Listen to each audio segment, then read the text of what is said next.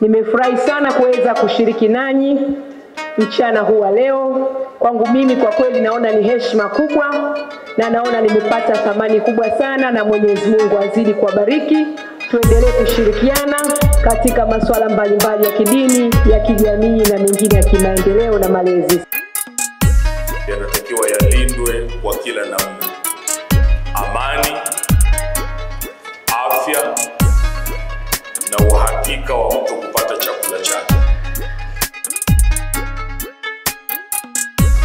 Kipindi chote nyinyi ni mashahidi kwamba Mufti amekuwa akilizungumzia sana jambo hili la amani, kwamba Waislamu katika nchi hii wawe ndio vinara wa kulinda amani, wahakikishe amani hii haipotei, na wao waambukize wenzi wao vile vile, washirikiane kwa pamoja kuhakikisha nchi yetu inaendelea kuwa katika amani.